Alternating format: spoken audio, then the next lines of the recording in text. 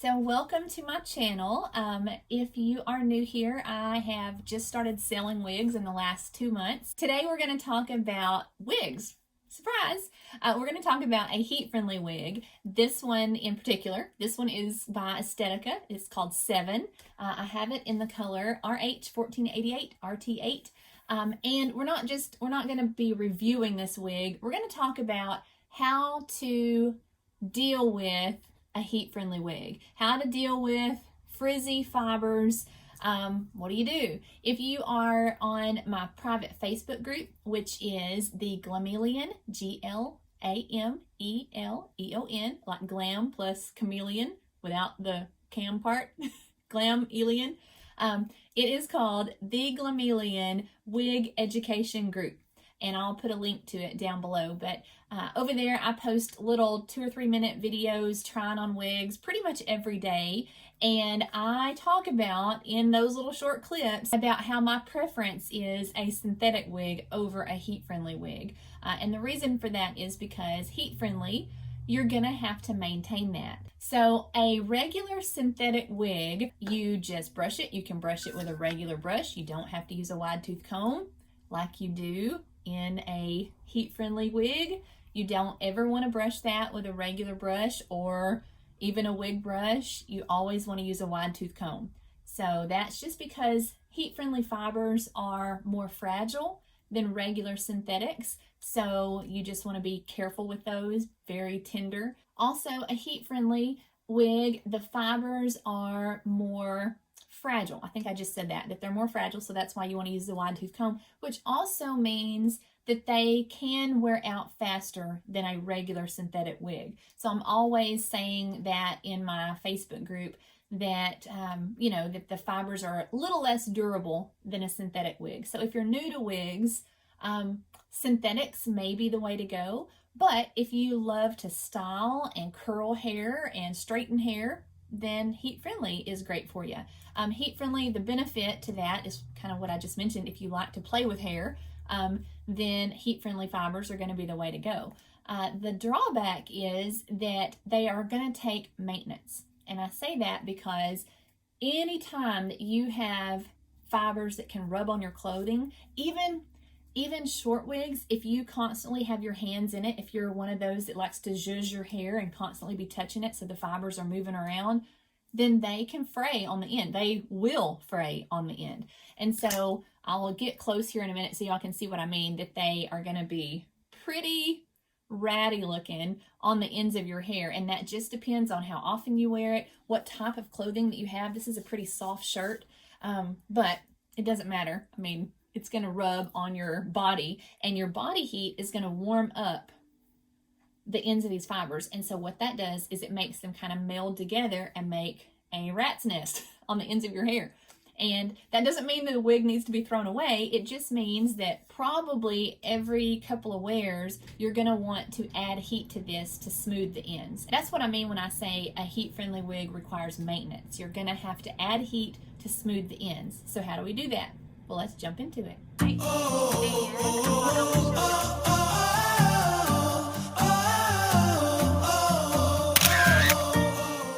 Okay, so let me get close so that y'all can see. I don't know that you can really tell. To me, they feel super dry and frizzy. And this is going to be the worst part because, see this piece here? This is a great example. Here we go. Look how frizzy and ratty that piece looks. What that is just from the friction warming up, rubbing against your body, rubbing against your clothes. So you have to add heat to that to get it back to normal. So let's use this one as a great example of what to do. Now, I have seen several people talk about that you want to brush with your wide tooth comb. Try to get your tangle out as best you can. Now, some of these are not going to come out. Some of these little knots are going to stay in there, which is okay. I'm going to show you a trick for that. So I have my flat iron that already has hair on it. I have my flat iron. It doesn't matter what tool that you use. This one has the cooling option on it, and I've got that turned off just because for the video I think that's going to be annoying if we constantly hear that fan running. But this is a great tool because it warms up your curl and then it blows it cold as you're setting it, which is a little bit of a technique that you're going to have to get used to with a heat-friendly fiber. So what I have this set on is the very lowest setting, which is 280. This one is by Lange, and I think this is called La Duo. I've had it for a while, so I can't quite be sure. It doesn't say it on there, but I'm pretty sure this is La Duo. There are other knockoff versions, other versions of this, and you want to have it on the lowest setting. I would not start with one here by your face if you're brand new, so let's kind of go underneath here. These are pretty tangly as well. I have tried to brush through this, but see how we have all that texture, all the tangles. Get the tangles out as best you can. If you can't get the tangles out, don't force it. All you have to do, so I'm just going to run through and warm that fiber up a little bit, and then brush the tangles out.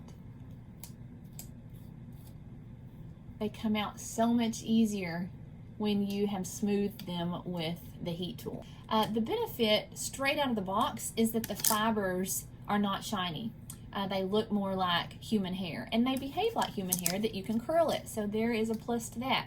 The other plus is, maybe, that you don't have to be quite as self-conscious if you're going to wear them while you're in the kitchen, if you're cooking, because if you open your oven and you've got the oven set on 350, 375, you're going to toast a regular synthetic wig. The heat-friendly wigs stand a better chance. I still would not, I mean, usually the cutoff is around 300, 350 degrees on a heat-friendly wig, and so if you're cooking at 375, you could still toast it, you know, so don't go stick your head in the oven just because you think you've got a heat-friendly wig, and you can.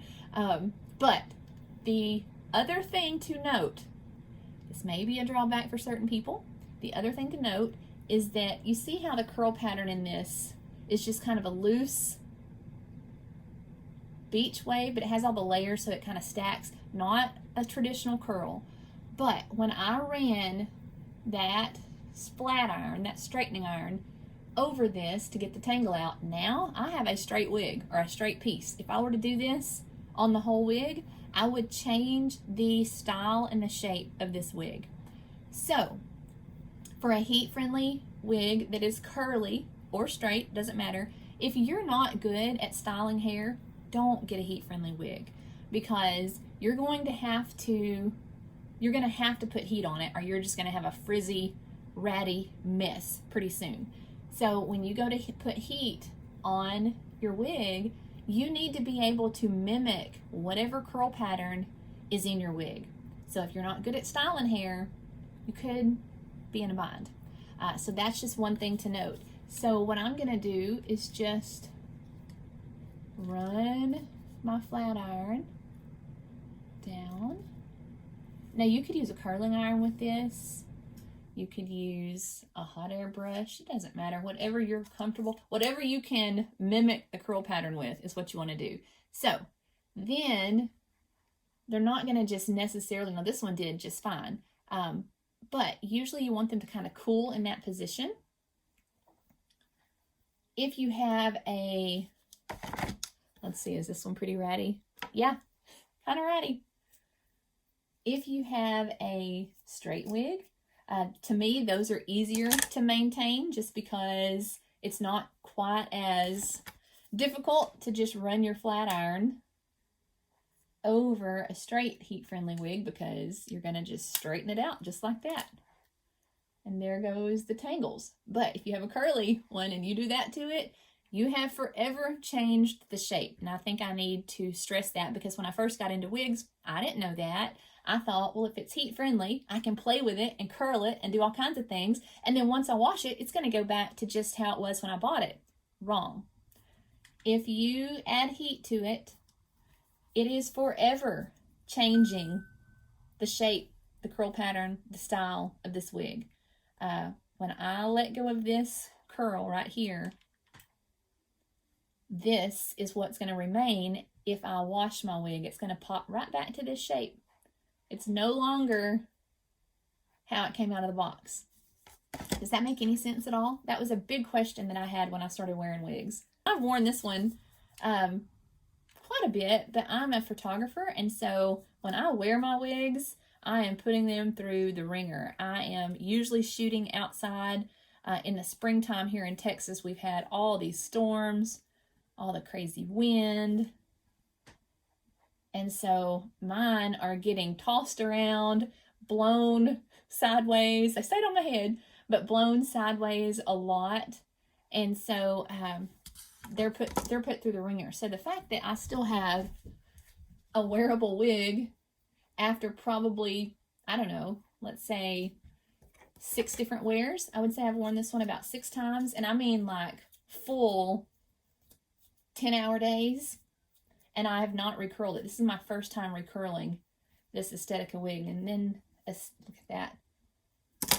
Shedding is kind of normal. If you're not getting results and it just won't curl for you, maybe go up just a notch. Okay, so see, I'm not mimicking the exact same curl pattern, but we won't curl the whole wig. I'm just wanting to kind of go over the highlights, the importance of knowing this information before you buy a heat-friendly wig. Sometimes if you're using a curling iron, when you pull that wand out, you may want to just hold it in your hand to let it cool just a little bit. That's also another tip that I think is important, because these fibers are a little bit different than your regular hair. Like, you just curl your hair and you're good to go. But technically, if you curl your hair, you're really supposed to kind of hold that curl just a little bit and let it cool. So it works really well if you do that with a wig, with heat friendly. Don't do this on a regular synthetic. You will melt a synthetic if you try to curl it with a hot tool. So to me, straighter heat friendly wigs are easier because you don't have to worry about trying to mimic that exact curl pattern. Oh, see, now I've got it straight. There we go. That's better. So do you get the point? You get the idea that you need to be able to recreate the style. And so that's something to remember. To me, it's easier to recreate a straight style. Just zip your flat iron over the ends, versus if you've got a curly one, this one's not too bad. I saw this one and I thought, okay, I may not get the exact same curl pattern that it came with, but I can do these kind of curls. Okay, so an example of being able to recreate the style when you're purchasing your wig, you want to really look and see. This is Skylar by John Renault, and it is the cutest little wig. And this is just a little blunt cut bob, but what I wanted to show you was the curl pattern on this is a very specific curl pattern with the straight ends and just a little bit of a wave. I mean, you could do it. Probably would take some practice, but if you don't know how to do that, then you're going to be disappointed whenever you get this wig, and in, I don't know, depending on how often you wear it, in a few weeks, you're going to have crazy fried frizzy ends. You're going to need to add some heat to smooth that back down, because those crazy fried frizzy ends will disappear if you add heat to it. Heat-friendly wigs do have a lot of benefits. They're not nearly as shiny as a synthetic wig straight out of the package. The fibers, you can kind of make it your own by adding curls or straighten it. I've seen people have a curly wig and completely straighten it, and they have a whole different look. So you have the freedom to wear it straight one day and curly the next, however often you want to do that. The last thing that you've done to it is what's locked in forever. So if you straighten your wig and you wash it, it's not going to go back to curly if it was curly to begin with. So just know that. Well, usually the texture, the fibers feel a little more realistic than regular synthetics. The drawbacks are they tend to wear out a little faster than synthetic. They don't last as long. They're going to require the effort, the work. You're going to have to add the heat to it, or you're going to have a rat's nest looking wig, depending on how often you wear it. So you just know that you're going to have some maintenance. I haven't been wearing this one because mine was a little frizzy and a little fried, and I can't be selling wigs if I'm wearing a frizzy fried wig. Other than that, you wash them just the same as you would wash a synthetic wig. You store them just the same. You wear them just the same, but they just require a little bit more TLC. So hopefully that's been beneficial. Like I said, I will leave my link below to our Facebook group because I try on wigs there every day, and maybe this has taught you something. All right, thanks for watching. If you liked my video, if you'll subscribe, like it, hit the bell, the thumbs up, all that good stuff that you know to do, and we will see you on the next one. Bye, guys.